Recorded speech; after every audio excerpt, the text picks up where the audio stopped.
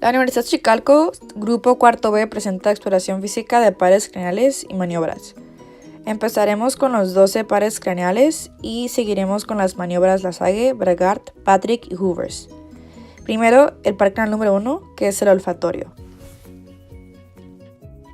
Se realiza para cada fosa nasal por separado. Se le pide al paciente que con un dedo ocluya la fosa nasal contralateral, mientras que se expone la sustancia para identificar frente a la otra. Se refiere que inhale profundamente 3 a 4 veces. En este ejemplo usamos una mandarina.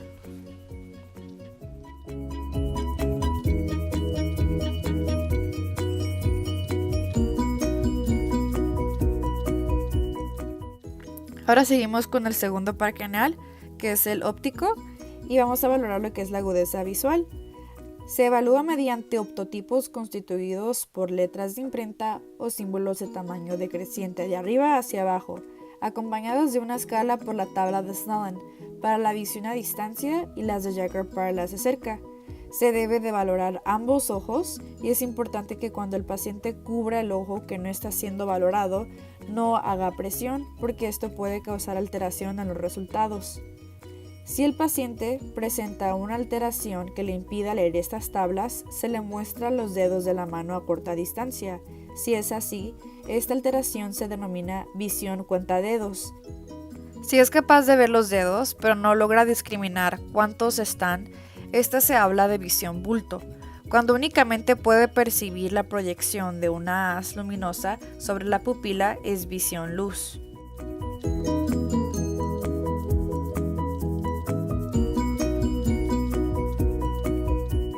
Ahora seguimos al campo visual.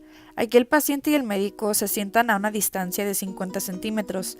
Manteniendo los ojos a la misma altura, se les solicita que con una mano se tape un ojo y el médico hace lo propio con su ojo opuesto.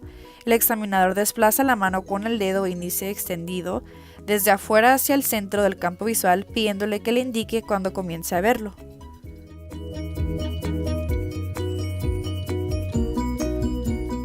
Seguimos con el fondo de ojo. En la exploración se le indicará al paciente que se retire las gafas en caso de que las tuviera y mire un punto fijo durante todo el examen.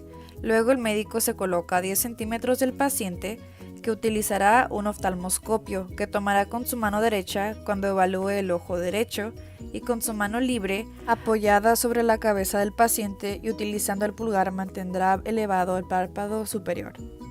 Las reacciones pupilares es el reflejo fotomotor, que es la respuesta involuntaria del músculo esfínter del iris del mismo ojo al ser estimulado con una fuente luminosa. Se estudia iluminado cada ojo por separado y viendo cómo se contrae la pupila. A la vez se investiga el reflejo consensual, que es la contracción de la pupila de un lado cuando se ilumina el otro.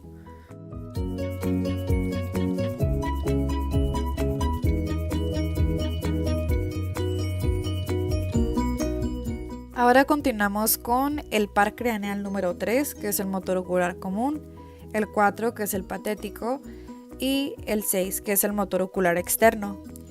Los tres trabajan juntos porque en su conjunto se encargan de la motilidad extrínseca e intrínseca del ojo.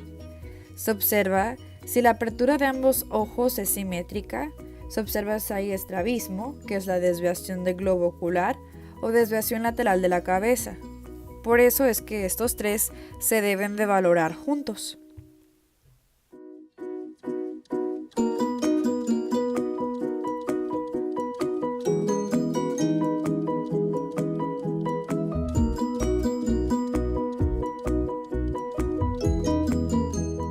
Ahora continuamos con el quinto par craneal, que es el trigémino. Empezaremos con la exploración sensitiva. Primero el tacto, mediante el pincel del martillo o simplemente rozando la cara del paciente con los dedos. Segundo es el dolor, con una aguja en el mismo territorio en blanco de tiro desde los labios hacia atrás. Después seguimos con el térmico, con 2 vasos de agua fría y otro caliente se apoyan sobre la cara del paciente, se le pregunta si percibe estímulo con igual intensidad. Ahora pasamos a la exploración motora. Se evalúan los músculos de la masticación por inspección y palpación. En la motilidad activa voluntaria se le pide al paciente que cierre la mandíbula, se palpan los maceteros y temporales. Para los pterigoideos se le solicitan deglución. El reflejo corneopalpebral se produce al tocar la córnea con un hisopo. Se le solicita que mire hacia arriba y se produce un parpadeo rápido y bilateral. En el reflejo masteriano se le solicita que entreabra la boca y el examinador coloca su dedo sobre el mentón y percute sobre él con el martillo de arriba hacia abajo. Se observa un movimiento mentoniano de ascenso rápido.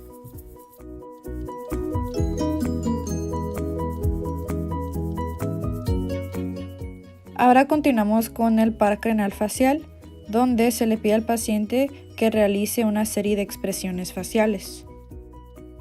Primero que arrugue la frente, después que eleve las cejas, luego que frunza el ceño, luego que abre la boca mostrando los dientes, luego que silbe y que sople.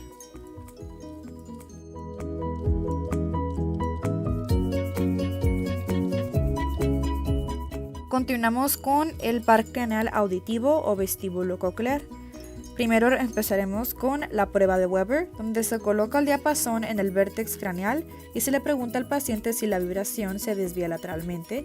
Continuamos con la prueba de Rinne, donde se coloca el diapasón vibrando sobre la apófisis mastoides hasta que el paciente diga que dejó de percibir la vibración y se continúa percibiendo la vibración cuando se coloca sobre el conducto auditivo externo, el doble del tiempo percibido sobre mastoides, Rinne positivo, y si no ocurre, Rinne negativo.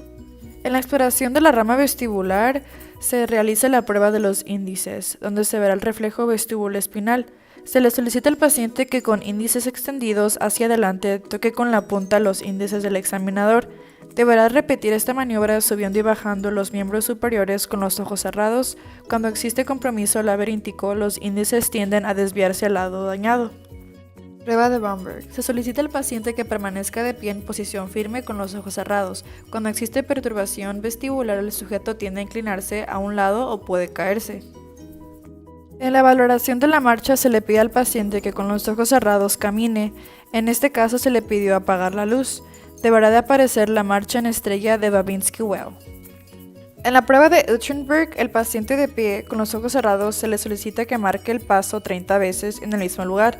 En caso de afectación se observa rotación del cuerpo en el sentido del laberinto afectado.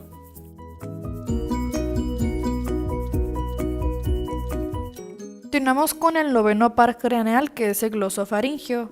Aquí se le pide al paciente que diga la letra A y se observa la contracción de los músculos faringios. Siguiente es el reflejo faringio. Se explora estimulando con un hisopo o bate lengua la pared posterior de la faringe observando su contracción y si hay náusea. Siguiente es el reflejo velopalatino, donde se obtiene estimulando el borde libre del paladar blando con un hisopo o bate lengua, observándose elevación de él sin desviación de la úvula.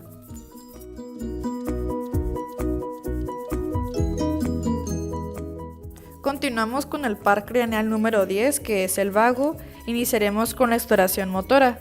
Comienza con una evaluación de la calidad de articulación de la voz. La evaluación del velo del paladar. Se le solicita al paciente que abra la boca. El examinador observa si existe una asimetría o descenso unilateral o bilateral y se observa elevación del velo. En la exploración sensitiva se realiza mediante una laringoscopía. Con el par craneal espinal o accesorio. En la exploración del esternocleidomastoideo se le pide al paciente movimiento de rotación, lateralización y flexión.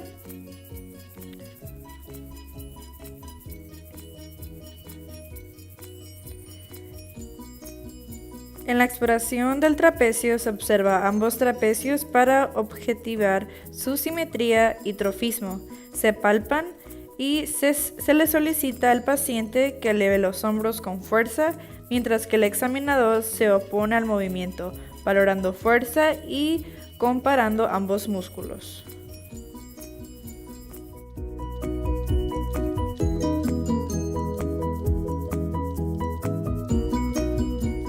Y el último par craneal, que es el número 12, el hipogloso. Primero se observa la lengua en el piso de la boca. La posición debe de ser céntrica y ambas mitades tendrán igual trofismo. Siguiente, se solicita al paciente que protruya la lengua sin desviaciones, para ello debe de mantenerla alineada en la línea media. Después se le solicita al paciente movimiento de la lengua izquierda y derecha. Siguiente, se solicita al paciente que con la lengua dentro de la boca empuje su mejilla mientras con un dedo sobre la piel el examinador se opone a este acto para valorar la simetría de la fuerza de la hemilengua. Se le hará repetir las sílabas la, te, de, na que requieren un funcionamiento adecuado de la lengua.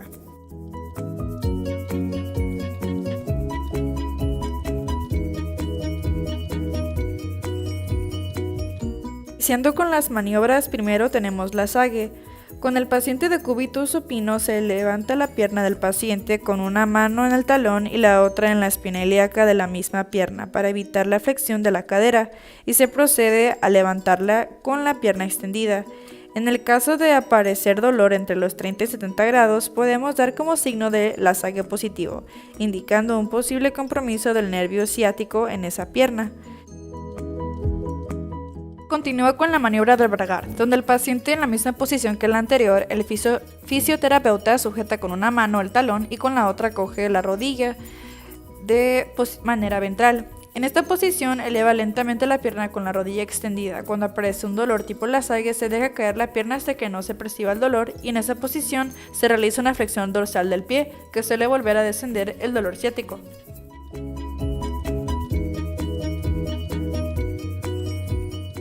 Continuamos con la maniobra de Patrick. La prueba de Patrick está destinada para evaluar la posibilidad de una patología en la cadera o en la articulación sacroiliaca, dando con ello un diagnóstico específico. Con el paciente de cubitus supino se flexiona el muslo y la rodilla y se coloca el maleolo externo sobre la rótula de la pierna opuesta. Se deprime la pierna así colocada y, si se produce dolor, es inicio de una artritis de la cadera.